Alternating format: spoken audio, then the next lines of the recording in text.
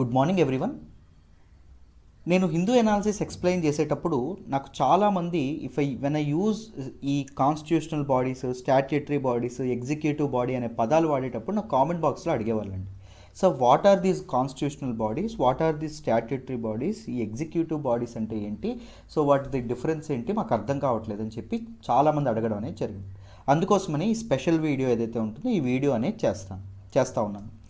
So డీటెయిల్డ్గా constitutional bodies అంటే ఏంటి, నాన్ కాన్స్టిట్యూషనల్ బాడీస్ అంటే ఏంటి, స్టాట్యూటరీ బాడీస్, ఎగ్జిక్యూటివ్ బాడీస్, వీటన్నింటి గురించి డీటెయిల్డ్గా తెలుసుకుందాం. మీరు జాగ్రత్తగా ఉంటే మీకు క్లియర్గా అర్థమవుతుంది. So in India government bodies ఏవైతే ఉన్నాయో they are divide into two types. Government bodies ఏవైతే ఉన్నాయో అవి constitutional bodies and non constitutional బాడీస్గా విడదీయడం అనేది జరిగింది. అండ్ ఈ నాన్ కాన్స్టిట్యూషనల్ బాడీస్ని మనం ఏమంటాము అంటే ఎక్స్ట్రా కాన్స్టిట్యూషనల్ బాడీస్ అని కూడా అంటామండి. దీనికి ఇంకొక పేరు ఏంటండి, ఎక్స్ట్రా కాన్స్టిట్యూషనల్ బాడీస్ అని కూడా అంటాం. సో ఈ నాన్ కాన్స్టిట్యూషనల్ బాడీస్ లేదా extra constitutional bodies were further divide into statutory bodies ఒకటి అండ్ రెండవది ఏంటండి ఎగ్జిక్యూటివ్ బాడీస్ ఒకటి. సో ఈ పర్టిక్యులర్ వీడియోలో ఇంతకీ కాన్స్టిట్యూషనల్ బాడీస్ అంటే ఏంటి, నాన్ కాన్స్టిట్యూషనల్ బాడీస్ అంటే ఏంటి, స్టాట్యూటరీస్, ఎగ్జిక్యూటివ్ బాడీస్ అంటే ఏంటి, వాటి మధ్య డిఫరెన్సెస్ ఏంటో చూద్దాం డీటెయిల్గా. జాగ్రత్తగా వినండి. సో మొదట కాన్స్టిట్యూషనల్ బాడీస్ ఏంటండి ఈ constitutional bodies. So which ever bodies they defined in constitution of India, భారత రాజ్యాంగంలో మెన్షన్ చేసినటువంటి బాడీస్ ఏవైతే ఉన్నాయో అవన్నీ మనకేమవుతాయి కాన్స్టిట్యూషనల్ బాడీస్ అవ్వడం అనేది జరుగుతుంది. అండ్ వాళ్ళ తాలూకా పవర్స్ కానీ, లిమిటేషన్స్, ఫంక్షన్స్, ప్రొవిజన్స్, అవి ఎలా వర్క్ చేయాలి, ఇవన్నీ ఎక్కడి నుంచి డిరైవ్ చేసుకుంటే రాజ్యాంగం, కాన్స్టిట్యూషన్ ఏదైతే ఉంటుందో మన రాజ్యాంగంలో నుంచి డిరైవ్ చేసుకోవడం అనేది జరుగుతుంది. So clearly set constitutional bodies are mentioned in our constitution, మన రాజ్యాంగంలో వాటిని మెన్షన్ చేయడం అనేది జరుగుతుంది. They clearly mentioned in some article of the constitution, రాజ్యాంగంలో ఏదో ఒక అధికరణలో ఈ తాలూకా కాన్స్టిట్యూషనల్ బాడీస్ గురించి ప్రస్తావించడం అనేది జరుగుతుంది. అలా ప్రస్తావించినటువంటి బాడీస్ని కాన్స్టిట్యూషనల్ బాడీస్ అని చెప్పి మనం అనడం అనేది జరుగుతుంది. అండ్ వాటి తాలూకా పవర్స్, లిమిటేషన్స్, ఫంక్షన్స్, ప్రొవిజన్స్ ఇవి ఎక్కడి నుంచి డిరైవ్ చేసుకుంటాయి, డైరెక్ట్గా కాన్స్టిట్యూషన్ నుంచి. కాన్స్టిట్యూషనే చెప్తుంది నువ్వు ఇలా ఇలా ఫంక్షన్ చేయాలి, నీకు ఈ హక్కులు ఉన్నాయి, ఈ పవర్స్ అనేవి నీకు ఉన్నాయి, దీస్ ఆర్ దీస్ ఫంక్షన్స్ అని మనకి రాజ్యాంగంలో రాసి ఉంటుంది.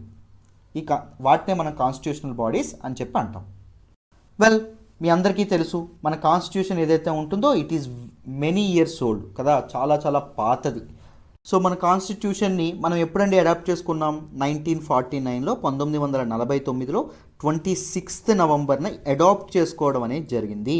అందుకే మనం దీన్ని కాన్స్టిట్యూషన్ డేగా సెలబ్రేట్ చేసుకుంటాం. ఇండియాలో కాన్స్టిట్యూషన్ డేగా ఎప్పుడు సెలబ్రేట్ చేసుకుంటారు, అడాప్షన్ ఆఫ్ ద కాన్స్టిట్యూషన్ ఎప్పుడు జరిగిందో అప్పుడు.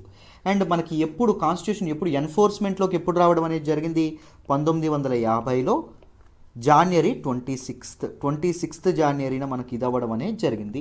సో దీన్నే మనం రిపబ్లిక్ డేగా కూడా సెలబ్రేట్ చేసుకోవడం అనేది జరుగుతుంది. 1950 ఎక్కడ, 2021 ఎక్కడ, సో చాలా చాలా ఓల్డ్ కదా.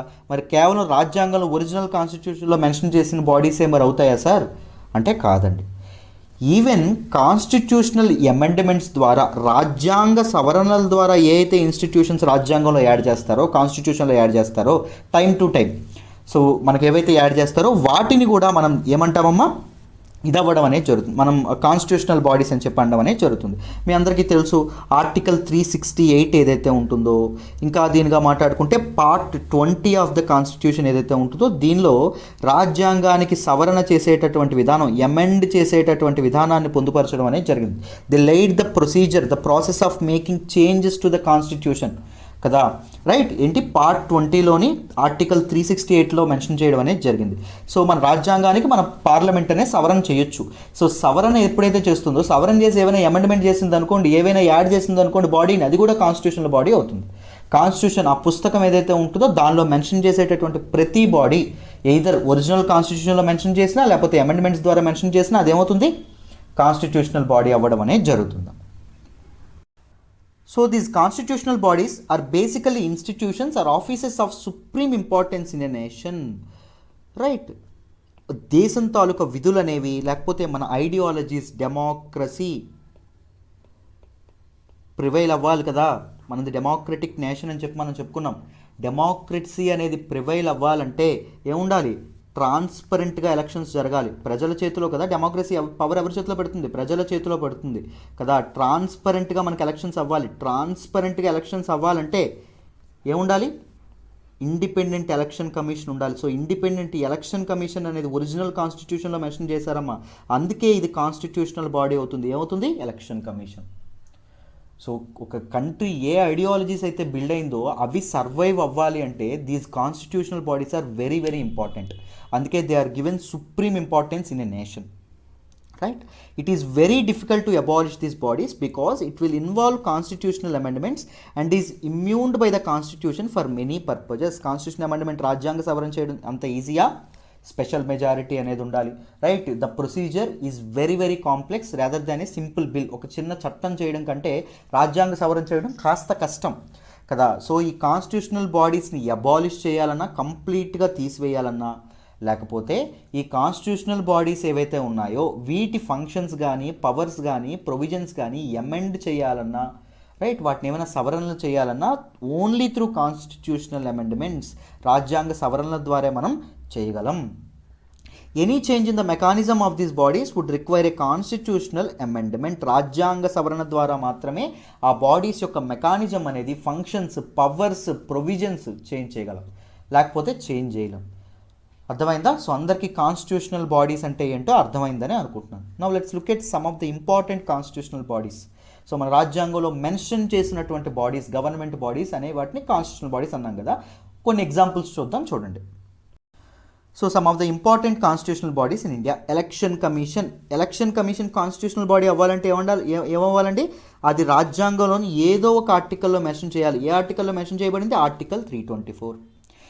UPSC, union public service commission, ఇది అవ్వాలంటే ఏం చేయాలి? రాజ్యాంగంలో మెన్షన్ చేయాలి ఏదో ఒక ఆర్టికల్లో. ఆర్టికల్ 315 టు ఆర్టికల్ 323 దీని గురించి చెప్పడం అనేది జరుగుతుంది. State public service commission, APPSC కానీ, టీఎస్పీఎస్సీ కానీ మనకు ఉంటాయి కదా. సో అవి కూడా ఆర్టికల్ 315 టు 323లో మెన్షన్ చేయడం అనేది జరిగింది. Finance commission. ఎందుకు ఫినాన్స్ కమిషన్? సో ఫినాన్షియల్ ఇవేవైతే రిసోర్సెస్ ఏవైతే ఉన్నాయో అవి స్టేట్కి, సెంటర్కి మధ్య ఇది చేయడానికి ఫినాన్స్ కమిషన్ ఏదైతే ఉంటుందో ఫినాన్స్ కమిషన్. ఆర్టికల్ 280లో దీన్ని మెన్షన్ చేయడం అనేది జరిగింది. సో ఫైనాన్షియల్ రిసోర్సెస్ షేరింగ్ ఎలా జరగాలి, devolution of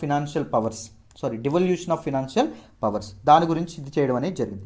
national commission for scheduled caste. Finance commission అనేది ఎందుకు ఉండాలండి? ఇండియా యొక్క ఐడియాలజీ ఏంటి? India is a federal nation. Of course federalism అనేటటువంటిది మన రాజ్యాంగంలో ఎక్కడా, సమాఖ్య వ్యవస్థ అనేటటువంటి పదం ఎక్కడా మెన్షన్ చేయనప్పటికీ ఇండియాలో రాష్ట్ర ప్రభుత్వానికి, కేంద్ర ప్రభుత్వానికి మధ్య ఏముంటుంది? పవర్స్ అనేవి డిస్ట్రిబ్యూట్ అవుతాయి. సో ఈ పవర్స్ డిస్ట్రిబ్యూట్ ఫెడరలిజం అనేది ఎగ్జిస్ట్ అవ్వాలంటే, కోఆపరేటివ్ ఫెడరలిజం, రాష్ట్రాలు కేంద్రానికి, కేంద్రం రాష్ట్రాలకు కోఆపరేట్ చేయాలనుకుంటే డబ్బు దగ్గర ఎక్కడైనా ప్రాబ్లం వస్తుంది. మనుషుల మధ్య కూడా డబ్బు దగ్గర ప్రాబ్లం వస్తుంది. సో డబ్బు, money sharing, financial resources sharing కూడా కరెక్ట్గా జరగాలి. అందుకు finance commission is very very important. Finance commission లేకపోతే ఫెడరలిజం కుప్పకూలిపోతుంది. రైట్? మీకు అర్థమైందా ఎంత important constitutional bodies? Right. National commission for scheduled caste article 338లో మెన్షన్ చేయడం అనేది జరిగింది.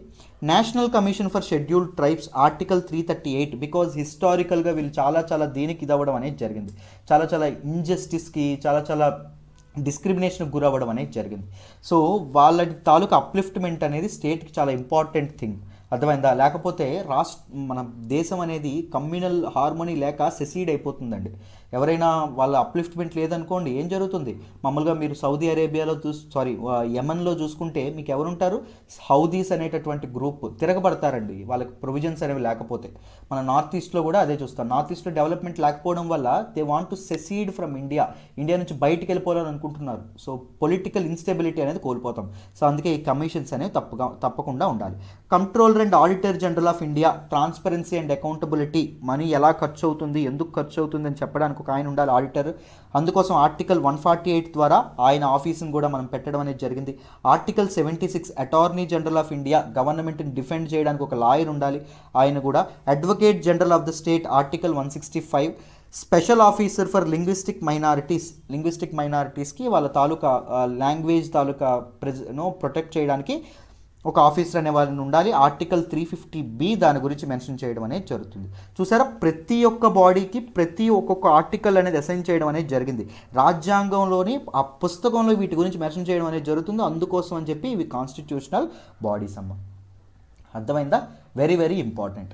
సో కాన్స్టిట్యూషనల్ బాడీస్ మీకు క్లియర్ కట్గా అర్థమైందని అనుకుంటున్నాను. సో ఈచ్ ఎలక్షన్ కమిషన్ గురించి, యూపీఎస్సీ గురించి, వీటన్నింటి గురించి సెపరేట్ వీడియోస్ చేస్తాను. ఇక్కడ నుంచి రోజు ఈ వీడియోస్ చేస్తాను, మీరు చక్కగా వాటిని ఫాలో అవ్వచ్చు. రైట్, ఇప్పుడు ఒకసారి నాన్ కాన్స్టిట్యూషనల్ బాడీస్ లేదా ఎక్స్ట్రా కాన్స్టిట్యూషనల్ బాడీస్ ఏవైతే ఉన్నాయో వాటి గురించి తెలుసుకుందాం, జాగ్రత్తగా వినండి. చూడండి అమ్మా, non constitutional bodies. Non constitutional bodies అంటే ఏంటి? They are also called extra constitutional bodies. వీటిని ఏమంటాము? ఎక్స్ట్రా కాన్స్టిట్యూషనల్ బాడీస్ అని కూడా అంటాం, ఇంకొక పేరండి ఇది. సో నాన్ కాన్స్టిట్యూషనల్ బాడీస్లో 2 టైప్స్ ఉన్నాయి. ఒకటి statutory bodies, 2 executive bodies.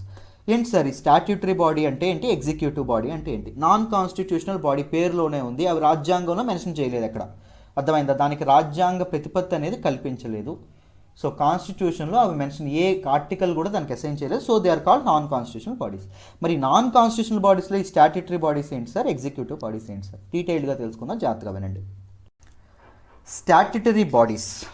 Statute అంటే ఏంటమ్మా? ఒక చట్టం. స్టాట్యూట్ అంటే ఒక యాక్ట్ అని అర్థం, పేరులోనే ఉంది. ఇప్పుడు మీరు చెప్పేస్తారు స్టాట్యూటరీ బాడీస్ అంటే ఏంటి?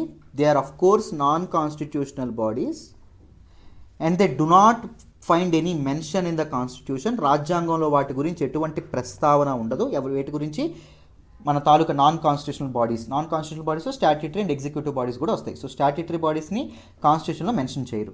They are also important bodies due to their function. ఇవి ఫంక్షన్ ఏదైతే ఉంటుందో వాటి ఫంక్షన్ వల్ల ఇవి వెరీ వెరీ ఇంపార్టెంట్ అండి. ఇవి కూడా చాలా చాలా important. So they are created by an act of parliament. Statutory bodies ఏంటండి? స్టాట్యూట్ అంటే ఏం చెప్పుకున్నాం? యాక్ట్ అని చెప్పుకున్నాం. సో ఇవి ఎలా మెన్షన్ చేయబడతాయి? పార్లమెంట్ చేసినటువంటి ఒక చట్టం ద్వారా దీన్ని ఇవి చేయడం అనేది జరుగుతుంది, వీటిని కన్స్టిట్యూట్ చేయడం అనేది జరుగుతుంది. They are also called statutory since statutes are laws made by the parliament or the legislature. Parliament ఏదైతే ఉంటుందో, లెజిస్లేచర్ ఏదైతే ఉంటుందో, చట్టసభలు ఏవైతే ఉంటాయో అవి చట్టాల ద్వారా ఈ బాడీస్ ఏవైతే ఉంటాయో ఈ బాడీస్ని ఏర్పాటు చేయడం అనేది జరుగుతుంది. అందుకే వీటిని స్టాట్యూటరీ బాడీస్ అని చెప్పి మనం అనడం అనేది జరుగుతుంది. Since these bodies derive their power from statutes or laws made by the parliament, they are known as statutory bodies. ఆ చట్టాల నుంచి పవర్ని డెరైవ్ చేసి, కాన్స్టిట్యూషనల్ బాడీస్ ఏం చెప్పుకున్నాం? డైరెక్ట్గా కాన్స్టిట్యూషన్ నుంచి, రాజ్యాంగం నుంచి పవర్స్ని డెరైవ్ చేసుకుంటాయి. పవర్స్ని కానీ, ఫంక్షన్స్ని కానీ, ప్రొవిజన్స్ని కానీ. ఇవి పార్లమెంట్ చేసినటువంటి చట్టాల నుంచి వాటి పవర్స్ని డెరైవ్ చేసుకోవడం అనేది జరుగుతుంది. అందుకే వీటిని స్టాట్యూటరీ బాడీస్ అని చెప్పి మనం అనడం అనేది జరుగుతుందమ్మా. Let's look at some of the examples of these statutory bodies. ఇక్కడ చూడండి statutory body. First securities and exchange board of India. దీన్ని సెబీ యాక్ట్ 1992. చూడండి, యాక్ట్ చట్టం ద్వారా దీన్ని ఏర్పాటు చేయడం అనేది జరిగింది, అర్థమైందా? ఈ సెబీ యాక్ట్ ఆఫ్ 1992లో there should be a board called securities and exchange board of India అని రాసి ఉంటుంది ఒక ప్రొవిజన్ చట్టంలో. అది ఎలా, వాటి తాలూకా పవర్స్ కూడా రాసి ఉంటాయి ఆ చట్టంలో, వాటి తాలూకా ఫంక్షన్స్ కూడా రాసి ఉంటాయి ఆ చట్టంలో, వాటి తాలూకా ప్రొవిజన్స్ కూడా, కంపోజిషన్ అన్నీ రాసి ఉంటాయి. అందుకే వీటిని స్టాట్యూటరీ బాడీస్ అన్నాం. National human rights commission, protection of human rights act 1993 ద్వారా ఇది ఏర్పాటు అవ్వడం అనేది జరిగింది. National commission for women act 1990 ద్వారా ఇది ఏర్పాటు అవ్వడం అనేది జరిగింది.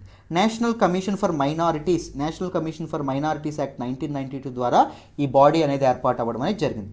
నేషనల్ గ్రీన్ ట్రైబ్యునల్ యాక్ట్ 2020, దీన్ని క్వాసీ జ్యుడిషియల్ బాడీ అని కూడా అంటాం. Though it is a statutory body, it is also a quasi-judicial body. Tribunals are quasi-judicial bodies.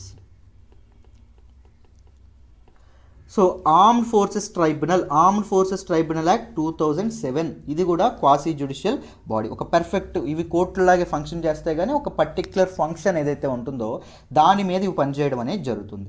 Right, ఇక్కడ చూడండి సెంట్రల్ విజిలెన్స్ కమిషన్ యాక్ట్ 2003, వీటి ద్వారా ఇది అవ్వడం అనేది జరిగింది. Right, unique identification authority of India, Uday ఏదైతే ఉంటుందో ఇది. So other subsidies benefits act 2016 అండి. రైట్, ఇది ముందు ఎగ్జిక్యూటివ్ బాడీగా ఉండేదండి, మన తాలూకు unique identification authority of India. తర్వాత దీన్ని స్టాట్యూటరీ బాడీగా మార్చారు. ఎగ్జిక్యూటివ్ బాడీ చెప్పేటప్పుడు చెప్తాను, మీకు అర్థమవుతుంది. Commission for air quality management in the national capital region and adjoining areas. Commission for air quality management in national capital region and adjoining areas of ordinance 2020. దీని ద్వారా, ఈ ఆర్డినెన్స్ ద్వారా ఈ బాడీ ఏదైతే ఉంటుందో ఈ బాడీని పెట్టడం అనేది జరిగింది, అర్థమైందా? సో అందుకే వీటిని స్టాట్యూటరీ బాడీస్, చట్టం ద్వారా ఈ బాడీస్ అనేవి వస్తాయి కాబట్టి వీటిని స్టాట్యూటరీ బాడీస్ అంటాం. క్లియర్ అని అనుకుంటున్నాను. ఇప్పుడు ఎగ్జిక్యూటివ్ బాడీస్ దగ్గరికి వెళ్దాం. చూడండి, so what are executive bodies? It is clear executive body is also a non constitutional body because it never find any mention in the constitution. రాజ్యాంగంలో దీని గురించి ఎటువంటి ప్రస్తావన ఉండదు. And they are also non statutory. అలా అని ఒక చట్టం ద్వారా దీన్ని ఏర్పాటు చేస్తారా అంటే చట్టం ద్వారా ఏర్పాటు చేయరమ్మా. అర్థమైందా? చట్టం ద్వారా దీన్ని ఏర్పాటు చేయడం అనేది జరిగింది. చట్టం ద్వారా దీన్ని ఏర్పాటు చేయడం అనేది జరగదు. They are not mentioned in the constitution. రాజ్యాంగంలో వీటి ప్రస్తావన అనేది ఉండదు. They are also not established by an act of parliament. Parliament act ఏదైతే ఉంటుందో చట్టం ద్వారా కూడా వీటిని ఇది చేయడం అనేది జరగదు. మరి ఎలా ఫామ్ చేస్తారు సార్ దీన్ని? They are form by the executive resolution or action. Government just ఒక తాలూకా గవర్నమెంట్ ఆర్డర్, ఎగ్జిక్యూటివ్ రెజల్యూషన్, ఒక ఆర్డర్ పాస్ చేసి ఒక ఎగ్జిక్యూటివ్ రెజల్యూషన్ అనేది పాస్ చేసి గవర్నమెంట్ అనేది ఎగ్జిక్యూటివ్ బాడీని ఇది ఏర్పాటు చేయడం అనేది జరుగుతుంది. సింపుల్ చెప్తాను చూడండి, మీరు ఈజీగా మీకు ఏంటి ఎగ్జిక్యూటివ్ లెజిస్లేచర్ గురించి చెప్తాను, జాగ్రత్తగా వినండి. మనకి గవర్నమెంట్లో 3 ఆర్గాన్స్ ఉంటాయండి. ఒకటి ఏంటి? లెజిస్లేచర్, చట్టాలు చేసేది. రెండవది ఏంటి? ఎగ్జిక్యూటివ్. మూడవది ఏంటండి అంటే మన తాలూకా జ్యుడిషియల్ బాడీ ఏదైతే ఉంటుందో judicial body.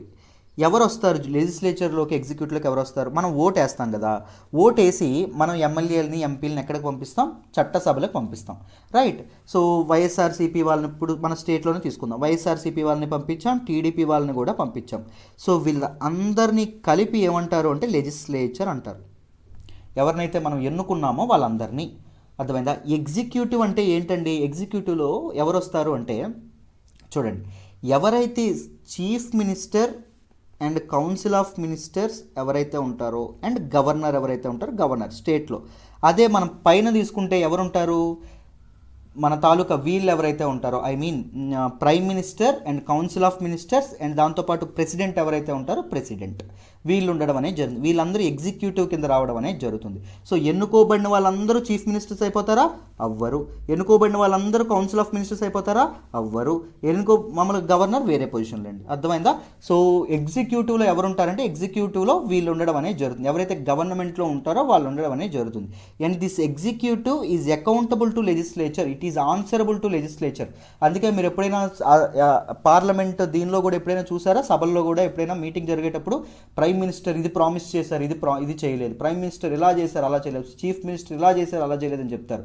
Because prime minister లేదా చీఫ్ మినిస్టర్ ఎగ్జిక్యూటివ్ కింద రావడం అనేది జరుగుతుంది. మిగిలిన వాళ్ళందరూ లెజిస్లేచర్లోకి రావడం అనేది జరుగుతుంది. వాళ్ళకి సమాధానాలు చెప్పాల్సినటువంటి బాధ్యత ఎగ్జిక్యూటివ్కి ఉండడం అనేది జరుగుతుందండి. అర్థమైందా? సో స్టాట్యూటరీ ఏదైతే ఉంటుందో, స్టాట్యూటరీ బాడీస్ని లెజిస్లేచర్ ఏదైతే ఉంటుందో ఇది చేయడం అనేది జరుగుతుందండి. ఇది ఫామ్ చేయడం అనేది జరుగుతుంది, ఎస్టాబ్లిష్ చేయడం అనేది జరుగుతుంది. అర్థమైందా? అంటే అందరూ మొత్తం వైఎస్ఆర్సీపీ వాళ్ళు అవని, టీడీపీ వాళ్ళందరూ అందరూ కలిపి ఒక ఓటు వేసి ఎన్నుకుంటారు, ఒక చట్టం చేసి ఎన్నుకుంటారు. అది ఎగ్జిక్యూటివ్ గురించి చూసుకుంటే ఎవరైతే గవర్నమెంట్లో ఉంటారో వాళ్ళు మాత్రమే వీటిని ఏర్పాటు చేయడం అనేది జరుగుతుంది. అర్థమైందా? ఎగ్జిక్యూటివ్ బాడీస్ని ఏర్పాటు చేయడం, సింపుల్గా గవర్నమెంట్ ఏర్పాటు చేయడం అనేది జరుగుతుంది. సింపుల్ అమ్మ. అర్థమైందా? మీకు క్లియర్ డిస్టింక్షన్ అనేది వచ్చిందనే అనుకుంటున్నాను. So they can be converted into A statutory body. వీటిని స్టాట్యూటరీ బాడీగా కూడా మనం కన్వర్ట్ చేయొచ్చు అని చెప్పడం అనేది జరిగింది. ఇంకొక ఎగ్జాంపుల్ చెప్తాను చూడండి. నీతి ఆయోగ్ ఏదైతే ఉంటుందో ఇది ఎగ్జాంపుల్ తీసుకుందాం. ఇది మనకి 1950 నుంచి జవహర్లాల్ నెహ్రూ గవర్నమెంట్ నుంచి మనకి ప్లానింగ్ కమిషన్ అనేది ఉండేది. So they use to frame 5-year plans ఏవైతే ఉన్నాయో, పంచవర్ష ప్రణాళికలు ఏవైతే ఉన్నాయో, పంచవర్ష ప్రణాళికలు అనేవి వాళ్ళు ఏర్పాటు చేయడం అనేది జరిగేదాము. సో ఈ ప్లానింగ్ కమిషన్ అనేది మనకు ఉండేది. సో మనకి ఎన్డీఏ గవర్నమెంట్ ఏదైతే ఉంటుందో, బీజేపీ గవర్నమెంట్ ఎప్పుడైతే అధికారంలోకి రాకముందు వాళ్ళు ఏం ప్రామిస్ చేశారు వాళ్ళ మేనిఫెస్టోలో అంటే, మేము ప్లానింగ్ కమిషన్ ఏదైతే ఉంటుందో దాన్ని అబాలిష్ చేసి నీతి ఆయోగ్ని ఎస్టాబ్లిష్ చేస్తామని చెప్పడం అనేది జరిగింది. సో మేనిఫెస్టోలో చెప్పేంత ఈజీయా అది? సో ఆయన రాగానే వచ్చిన వెంటనే చేశారు, ప్లానింగ్ కమిషన్ అబాలిష్ చేశారు, నీతి ఆయోగ్ ఏదైతే ఉంటుందో నీతి ఆయోగ్ని ఎస్టాబ్లిష్ చేశారు ఈజీగా. Because it is an executive body. ఎవరైతే గవర్నమెంట్లో ఉంటారో వాళ్ళు ఈజీగా వాళ్ళ డెసిషన్ తీసుకోవచ్చు, రైట్? ప్లానింగ్ కమిషన్ కూడా ఎగ్జిక్యూటివ్ బాడీ, అందుకోసమని ఈజీగా అబాలిష్ చేసాం. Planning commission is neither a statutory body or a constitutional body. అర్థమైందా? సో ప్లానింగ్ కమిషన్ అందుకే అంత ఈజీగా అబాలిష్ చేయడం అనేది జరిగింది. కాన్స్టిట్యూషనల్ బాడీని అబాలిష్ చేయడం ఈజీ కాదు, ఎందుకంటే that requires a constitutional amendment. రాజ్యాంగ సవరణ అనేది అవసరం, స్పెషల్ మెజారిటీ కూడా కావాలి, right? So constitutional amendment procedure కూడా కాంప్లెక్స్గా ఉండడం అనేది జరుగుతుంది. సో కంపారిటివ్లీ ఈ 3 బాడీస్లో చేంజెస్ ఇవి తీసుకురావడం ఎగ్జిక్యూటివ్ బాడీస్ ఈజీ. అండ్ తర్వాత ఇంకా ఇస్తే ఈజీ ఏంటంటే స్టాట్యుటరీ బాడీ. అండ్ అన్నింటికంటే కష్టం మార్పులు చేర్పులు చేయడం, మెకానిజంలో చేంజ్ తీసుకురావడం కాన్స్టిట్యూషనల్ బాడీ ఏదైతే ఉంటుందో కాన్స్టిట్యూషనల్ బాడీ కష్టం అమ్మ. ఐ హోప్ ఎగ్జిక్యూటివ్ బాడీ అంటే ఏంటో కూడా మీకు అర్థమైందని అనుకుంటున్నాను. అయితే ఒకసారి ఎగ్జిక్యూటివ్ బాడీగా ఫామ్ అయిన వాటిని స్టాట్యుటరీ బాడీగా మార్చలేమా సార్? గవర్నమెంట్ ఒక ఎగ్జిక్యూటివ్ ఆర్డర్ అనేది ఇచ్చింది ఒక బాడీ ఫామ్ అవ్వడానికి. ఇప్పుడు నీతి ఆయోగ్ ఫామ్ అవ్వడానికి ఒక ఆర్డర్ ఇచ్చింది, నీతి ఆయోగ్ ఫామ్ అయింది. మరి నీతి ఆయోగ్ను మనం స్టాట్యుటరీ బాడీగా చేయలేమా సార్? చేయొచ్చు. చట్టం ఆ లా ఏదైతే ఉంటుందో ఒక బిల్ ప్రవేశపెట్టి ఆ బిల్ని యాక్ట్గా మార్చి మనం ఈజీగా స్టాట్యుటరీ బాడీ చేయొచ్చు. మరి మనం ఒక బాడీని కాన్స్టిట్యూషనల్ బాడీగా చేయలేమా సార్? ఒక స్టాట్యుటరీ బాడీని చేయొచ్చు, అది కూడా. కాకపోతే రాజ్యాంగ సవరణ చేసి చేయాలి, కాస్త కష్టం. సో ఉదయ్ ఏదైతే ఉంటుందో ఇది కూడా చూడండి, it was made into a statutory body after it was established by enacting a new law. So ఇది ఎగ్జిక్యూటివ్ బాడీగా ఉండడం అనేది జరిగింది. ఎగ్జిక్యూటివ్ బాడీ నుంచి దీన్ని ఒక చట్టం చేసి దీన్ని స్టాట్యుటరీ బాడీగా మనం మార్చడం అనేది జరిగిందాం. ఈవెన్ లోక్పాల్, లోకాయుక్తాస్ కూడా ఫస్ట్ ఎగ్జిక్యూటివ్ బాడీస్గా ఉండేవి, తర్వాత వాటిని మనం ఏం చేసాం, స్టాట్యుటరీ బాడీస్గా మార్చడం అనేది జరిగింది. రైట్, అందరికీ అర్థమైందని అనుకుంటున్నాను ఎగ్జిక్యూటివ్ బాడీస్ అంటే ఏంటో. సమ్ ఆఫ్ ద ఎగ్జాంపుల్స్ చూద్దాం చూడండి ఎగ్జిక్యూటివ్ బాడీస్కి. So look at some examples of executive bodies. ఒకటి నీతి ఆయోగ్ ఏదైతే ఉంటుందో నీతి ఆయోగ్, నేషనల్ డెవలప్మెంట్ కౌన్సిల్ ఏదైతే ఉంటుందో national development council, central bureau of investigation CBI ఏదైతే ఉంటుందో సిబిఐ. రైట్, ఇవేవైతే ఉన్నాయో ఇవన్నీ ఎగ్జిక్యూటివ్ బాడీస్ కింద వస్తాయి. సో వీటి ఫార్ములేషన్ అనేది ఈజీగా ఒక గవర్నమెంట్ ఏదైతే ప్రభుత్వంలో ఉండేవాళ్ళు ఒక రిజల్యూషన్ ఏదైతే ఉంటుందో ఎగ్జిక్యూటివ్ రిజల్యూషన్ పాస్ చేసి ఒక గవర్నమెంట్ ఆర్డర్ ఇచ్చి వీటిని ఈజీగా ఫార్ములేట్ చేయొచ్చమ్మా. మీకు అందరికీ కాన్స్టిట్యూషనల్ బాడీస్ అంటే ఏంటి, స్టాట్యుటరీ బాడీస్ అంటే ఏంటి, ఎగ్జిక్యూటివ్ బాడీస్ అంటే ఏంటి అర్థమైందని అనుకుంటున్నాను. ఐ హోప్ ఈ వీడియో మీకు ఇన్ఫర్మేటివ్గా అనిపించింది అనుకుంటున్నాను, ఎంతో కొంత నేర్చుకున్నారే అనుకుంటున్నాను. సో మీకు వీడియో నచ్చినట్టయితే వీడియోని లైక్ చేయండి, మీ ఫ్రెండ్స్ ఎవరైనా ఉంటే షేర్ చేసుకోండి, ఇంకా సబ్స్క్రైబ్ చేసుకోకపోతే ఛానల్ని సబ్స్క్రైబ్ కూడా చేసుకోండి. అండ్ అడ్మిషన్స్ ఏవైనా మీరు మా ఇన్స్టిట్యూట్లో ఏమైనా జాయిన్ అవ్వాలి అనుకుంటే నేను ఒక నెంబర్ ఇస్తాను, ఆ నెంబర్కి మీరు చక్కగా ఫోన్ చేయొచ్చాము. ఆ నెంబర్ నోట్ చేసుకోండి, ఇక్కడ రాస్తా ఉన్నాను, 7893899553. ఇది ప్రత్యూష మేడం నెంబర్. ఈ నెంబర్కి ఫోన్ చేసి మీరు ఏ కోర్సులో అయినా జాయిన్ అవ్వచ్చు. ప్రతి సబ్జెక్ట్ కూడా ఇలాగే ఇన్ డీటెయిల్డ్గా బైలింగ్యువల్లో ఇంగ్లీష్ అండ్ తెలుగు యూజ్ చేస్తూ చక్కగా ఎక్స్ప్లెయిన్ చేయడం అనేది జరుగుతుంది. Right, so this is all about this video. మళ్ళీ నెక్స్ట్ వీడియోలో కలుద్దాం.